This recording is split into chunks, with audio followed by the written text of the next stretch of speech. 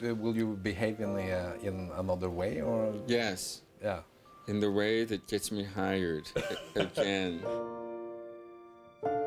I was very outspoken about very specific things about the art, but it's a business. And I acted like it was. Of weird paranoid suspicions about what the hell was going on, because there was a lot of stuff I couldn't understand. Right. And nobody was really bothering to explain it to me. They don't. And and I formed a bunch of opinions about the town and about the people in it. Hold up. Val Kilmer didn't just fade from Hollywood. He got straight up wiped out. At the height of his fame, right when his career was blazing, he vanished from the spotlight with zero warning. And now, Mel Gibson's breaking the silence, finally spilling the twisted truth behind why Kilmer refused to play the Hollywood game and how that move might have cost him everything. Let's throw it back to the 80s and early 90s. Kilmer wasn't just in the movies, he was the movie. He came out of Juilliard, youngest ever to get accepted, and packed with untouchable talent. Dude had that raw fire energy that casting directors dreamed of. Yeah, he was confident, borderline cocky, but he backed it up every time. We're talking straight heat, Top Secret, Top Gun, The Doors, and Tombstone. When he played Jim Morrison, fans said, he is Morrison. By the time he rocked that batsuit in Batman Forever back in '95, he was sitting on the Hollywood throne. But then, just like that, poof, gone. When Batman and Robin dropped, Kilmer was ghost. No big announcement, no behind-the-scenes buzz, just gone. George Clooney slid into the cape and the industry acted like it was no big deal. I know, successful producer, I will not mention names, but his whole opinion about women on film, from beginning to end, is very brief. He says, women on film, either naked or dead. Both is better. And it's like, whoa. But director Joel Schumacher, he wasn't letting it go. When he finally spoke up in an interview with The Independent, he didn't hold back at all. This wasn't some light jab. Nah, Joel went all in. It was less like throwing shade and more like dropping a whole forest. Joel Schumacher didn't hold back. He straight up called Val psychotic. He went on a full-blown rant about being sick of defending overpaid, overprivileged actors, and even said he prayed to never work with Val again. And just when you thought he was done, he tossed in the pettiest line of all. He was badly behaved. He was rude and inappropriate. Then we had 2 weeks where he didn't speak to me, but it was bliss. Seriously? That's how Hollywood airs its dirty laundry? But let's keep it real. Since when does being a diva get a man booted from Hollywood? Come on. This industry is built on meltdowns and egos. Actors have flipped tables, cursed out entire crews, even stormed off sets, and still got award shows throwing trophies at them. So here's the real question. Was Val Kilmer actually that wild? Or was he just messing with the wrong power players? That's when the rumors of blacklisting started to creep in. And guess what? Val didn't dodge it. He owned it in a brutally honest interview. He said it wasn't about him being difficult. It was because he refused to play by their rules. I had ideas, insecurities, obviously, about myself that I projected onto the movie business. Just the sounds coming out of my mouth. It was just absurdly unrealistic. So apparently, The machine wanted silence, obedience, submission. But Val, he thought it was still about the art. Then suddenly, around 1998 to 1999, boom, he's out of sight. And it's not just him. Mel Gibson, Wesley Snipes, Brendan Fraser, all of them started getting iced out right around the same time. Something's fishy. All of them faded out around the same time. Mel Gibson, once the box office king, suddenly couldn't land a role unless he was paying for it. Wesley Snipes, locked up over tax drama, with fingers pointing at his accountant for messing it up. And Brendan Fraser, He disappeared right after calling out major abuse. Coincidence? The internet's not buying it. And then there's Mel, who said it out loud back in 1998. He compared Hollywood to one of those sketchy saloons in old westerns, the kind where everything goes dead silent the second you walk in. Cold stares, fake smiles. He thought he was just being paranoid until he realized, nah, he was right. After The Passion of the Christ, Mel got completely iced out. No studio wanted to touch him. He had to fund his own films just to keep creating. That's not just rejection, that's a full-on freeze-out. Now here's where it gets real strange.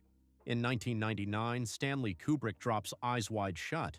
Secret societies, masks, elite parties. The whole thing feels like a hidden message about the dark side of Hollywood. But then, boom, Kubrick dies. Not just dies, but passes before he could even sign off on the final cut. Rumor has it 25 minutes of footage vanished, gone. And guess what else happened that year? Val Kilmer dipped from Hollywood's A-list, just like that. And speaking of masks, let's talk Batman. Val's version? Cold, empty, haunted.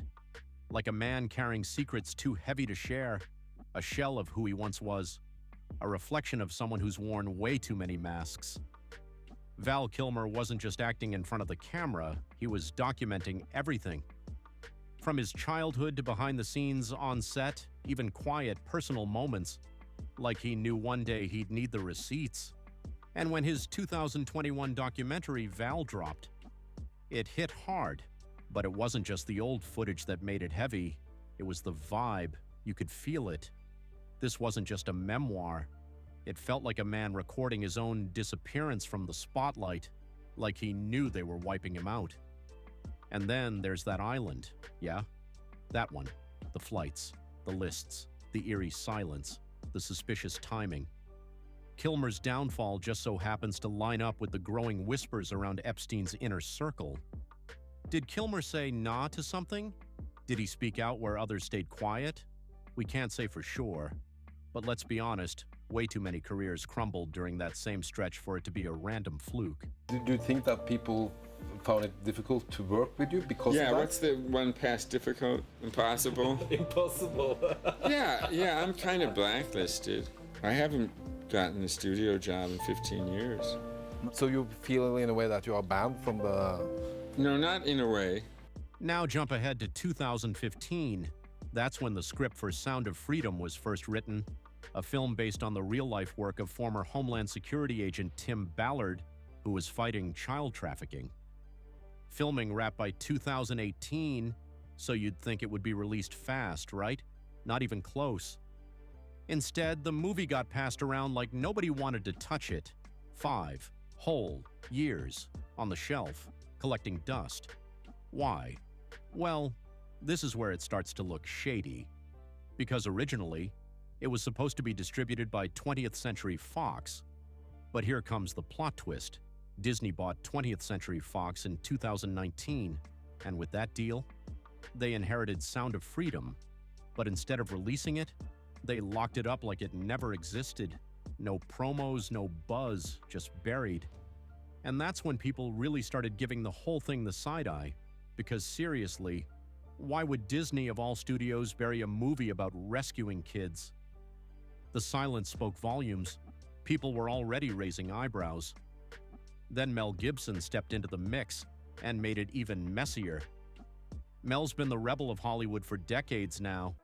This man's been calling out shady vibes in the industry since way back in the 90s. At first, he wasn't even sure if he was being paranoid or if Hollywood was just that twisted. But the longer he stayed, the clearer it got. This wasn't just a weird feeling. It was real. He once said Hollywood feels like one of those creepy small towns where everybody knows the dark secret, but no one dares speak it. And one story that really stuck with people? Mel said a powerful producer once told him something that left him shook. And let's just say, it wasn't a good look for the industry. Mel saw through the mask early.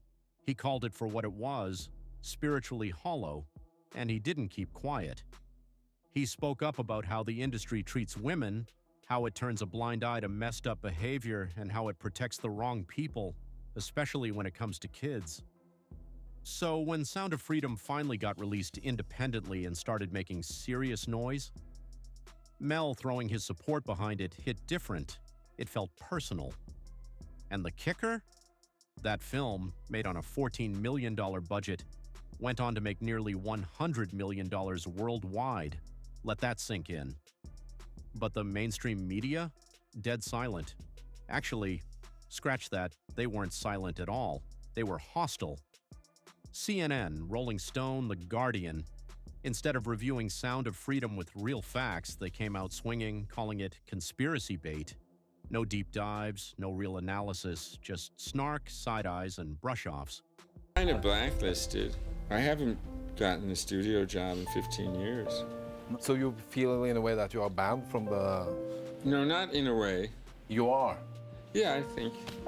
Hours of videotapes and film reels that I've shot throughout my life and career. Shut the video camera off. I will keep it on until we're rehearsing. Oh, down. Camera off. I will keep it on until we're rehearsing. Oh, down. Meanwhile, Mel Gibson, even though Hollywood's kept him at arm's length, has been trying to make a comeback. He's been hyping Lethal Weapon 5, claiming the script is fire, the best one yet in the whole series. It's written, it's ready. But still, nothing's moving, and not even Mel can explain why. But let's be honest, it probably has less to do with the script and more to do with his name still being seen as too hot to touch in Hollywood. And that's what eats at him. Because look around, there are plenty of folks in the industry who did way worse and still got red carpets rolled out for their return. So why is he still on the blacklist? That's the question Mel's been asking for years, and surprisingly, he's had a few allies willing to back him. Robert Downey Jr., the comeback king himself, vouched for him big time. And more recently, Andrew Garfield spoke up too. While promoting Hacksaw Ridge, which Mel directed, Garfield said loud and clear that everyone deserves second, third, even fourth chances. But Hollywood still ain't budging. And now Mel's starting to hint that Val Kilmer figured it out early, that the price of fame in this town isn't just talent or hustle, it's your soul. And Kilmer might have refused to sell his. Val Kilmer wasn't about to sign that spiritual lease. Mel Gibson straight up hinted that Val saw too much, asked the wrong questions, and turned down the so-called elite handshake. And after that, boom, offers dried up, projects vanished, and the media flipped the script on him. It wasn't about taking a break. It wasn't just illness. It was deeper. Mel claims Val didn't walk away. He was pushed out for breaking those unspoken rules. The same shadowy playbook Mel's been exposing for years allegedly turned on Val when he wouldn't fall in line. And now people are starting to question everything. Maybe it wasn't ego, maybe it wasn't attitude, maybe it was about what or who he wouldn't protect. So when Val popped up as Iceman in Top Gun Maverick, it felt huge, like a major comeback moment. But look closer, that scene didn't feel like a return, it felt like a farewell. That voice in the movie, it wasn't fully his. It was part AI, part old recordings, part high-tech illusion. Val wanted that scene so bad, the studio made it work, but behind the scenes, he was fighting just to get through each day. Every shoot drained him. Every word he delivered came with pain. And after Maverick, silence, like real silence. No press, no interviews, no red carpets. Fans thought maybe he was just laying low, enjoying private life. But behind the curtain, something else was happening. He was slowly slipping out of the public eye, for real. And those close to him? They started to notice too. The vibe had changed. Val wasn't just quiet, he was vanishing. He stopped answering calls. No texts back. Friends hadn't seen him in months. Even some family didn't know what was going on. But nobody pushed too hard. Because, well, he was Val Kilmer, the mystery man. The spiritual actor who always walked his own path. Solitude? That was just part of his vibe, until April 1st. That's when everything changed. Val Kilmer was gone. And yeah, a lot of people hoped it was some twisted April Fool's joke, but it wasn't. Then came the autopsy report, and suddenly the story flipped. Everyone knew he'd been battling throat cancer for years, but his official cause of death, pneumonia. Now here's where it gets weird, because pneumonia has quietly become the go-to label in Hollywood when big names pass under mysterious circumstances. Kim Porter, Andre Harrell, same diagnosis, same silence. It's the kind of explanation that raises more questions than it answers. With Val, the details got heavy. The report revealed lingering infections, surgical wounds that hadn't healed, and he was severely malnourished, the kind of condition that doesn't happen overnight. The coroner's notes were blunt, signs of neglect, or maybe even a conscious decision to fade away. Malnutrition, muscle wasting, old wounds never fully healed, infections that could have been treated but weren't. Why? Because Val wasn't speaking up, he wasn't reaching out, he was suffering badly, but doing it all in silence. And just when it couldn't get more heartbreaking, there were the meds. The report revealed high levels of prescription painkillers in his system, not enough to overdose, but enough to show he was hurting constantly, and not just physically. This was emotional pain too, the kind that weighs on you so heavy you stop trying to explain it because no one really understands. In his final years, he stayed busy, painting, journaling, staying close to his kids, but also pulling back, keeping to himself more and more. And then, just days before it all ended, he posted that haunting Batman tribute, a quiet goodbye hiding in plain sight. Val Kilmer was more than just a Hollywood name. He was a whistleblower in a cape, a man who stood up and said no in an industry where silence is the rule. And if they blacklisted him for that, then it makes you wonder, who else had to play mute just to survive?